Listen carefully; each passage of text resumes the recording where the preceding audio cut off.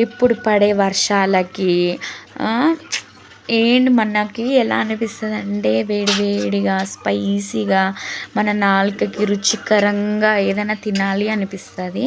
So అందుకనేసి మాకు కూడా ఈరోజు అదే ఫీల్ అండి. అందుకనేసి ట్యూషన్ పిల్లల్ని తొందరగా పంపించేసి నేను ఇక్కడ పన్నీర్ ఎగ్ రైస్ చేసుకుంటున్నాను అన్నమాట.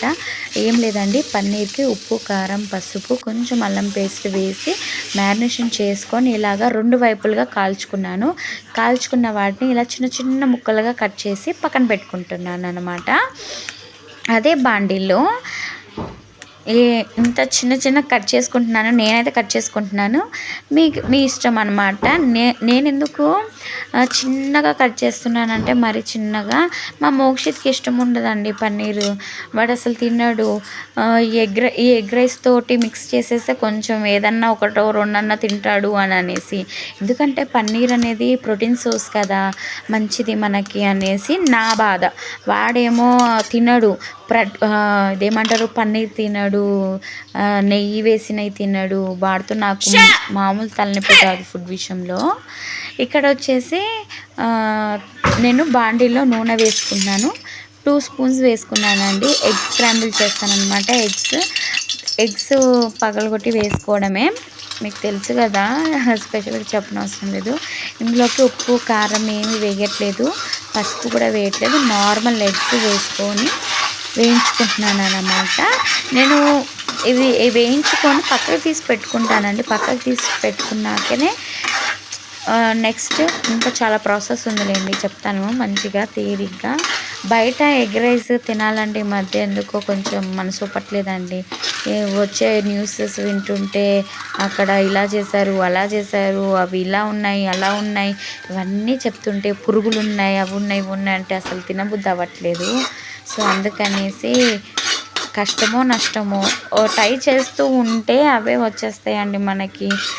ఎందుకు రావు? ఎన్ని నేర్చుకొని ఉంటాం మన పెళ్ళిళ్ళైనాక. ఇవి ఎంత చెప్పండి, ఆ యూట్యూబ్లోనో దేంట్లోనో దాంట్లో చూసి నేర్చుకుంటే ఎంతసేపు కాదు. ఇక్కడ వచ్చేసి నేను ఎగ్స్ స్క్రాంబుల్ చేశాను కదండి, అది తీసి పెట్టిన బాండీలోనే 1 స్పూన్ బటర్ వేసాను.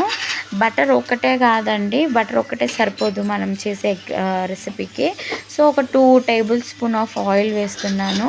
ఆయిల్ వేసి 2 టేబుల్ స్పూన్ ఆఫ్ ఆయిల్ వేస్తున్నాను అనమాట. ఆయిల్ దగ్గర కాంప్రమైజ్ అవ్వద్దు ఈ రెసిపీకి అయితే. ఆయిల్ లేకపోతే బాగోదన్నమాట. సో ఇక్కడ నేను వచ్చేసి ఎక్కువ స్పైసెస్ కూడా ఎక్కువ ఏమి యాడ్ చేయట్లేదు. నార్మల్గా ఓన్లీ జీలకర్ర ఒక్కటే యాడ్ చేస్తున్నానండి. ఈ జీలకర్ర కూడా లేకపోతే తినబుద్ధి కాదు కదా మొత్తానికి. కొంచెం జీలకర్ర వేస్తున్నాను. ఆనియన్స్ కూడా ఒకటే ఆనియన్ కట్ చేశాను. ఒక చిల్లీ, ఎక్కువ స్పైసీ చేయదలుచుకోలేదు, ఓవర్ స్పైసీ. మనం మామూలుగా కారము మసాలా వేస్తాం కాబట్టి ఓకే అన్నమాట. ఒక చిల్లీ వేస్తున్నాను. ఇక్కడ మీ రుచికి తగ్గట్టు సాల్ట్ వేసుకోండి. ఇక్కడ సాల్ట్ నేను 1 స్పూన్ వేసేస్తున్నాను, 1 స్కూప్ వేస్తున్నాను. ఎందుకంటే రైస్ యాడ్ చేస్తాం ఇందులో మనము. సో మేము 3 మెంబర్స్ అండి, 3 మెంబర్స్కి సరిపడా రైస్ యాడ్ చేస్తాను నేను ఇక్కడ. సో మాకు ఈ ఉప్పు అనేది సరిపోతుంది, సాల్ట్ అనేది సరిపోతుంది.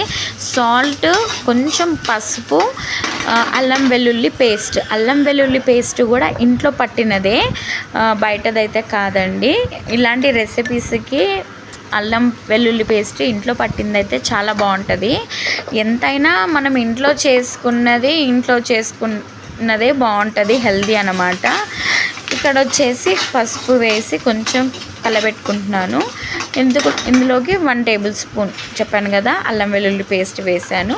మంచిగా కలుపుకొని అల్లం పచ్చి వాసన పోయేదాకా మంచిగా వేయించుకోవాలి. అల్లం వెల్లుల్లి పేస్ట్ మనకి ఆ వాసన పోకుండా, అది వేగకుండా ఉన్నా కూడా రైస్ అనేది బాగోదు, తినాలనిపించదు.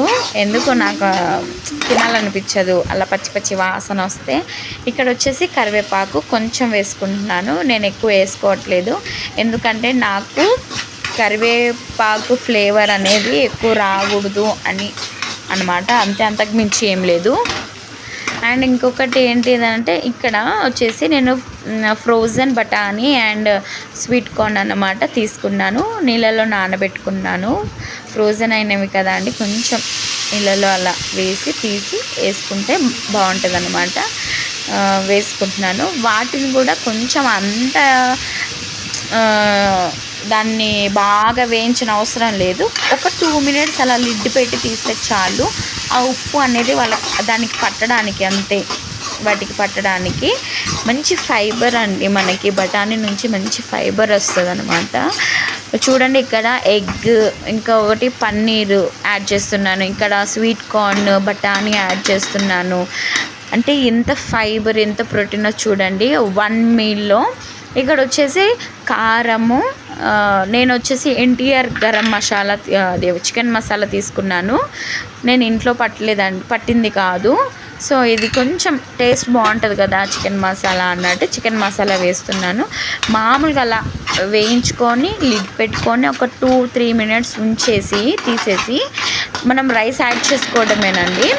నేను ఇక్కడ పక్కన వేడివేడిగా అన్నం కూడా వండి పెట్టేస్తాను అన్నమాట.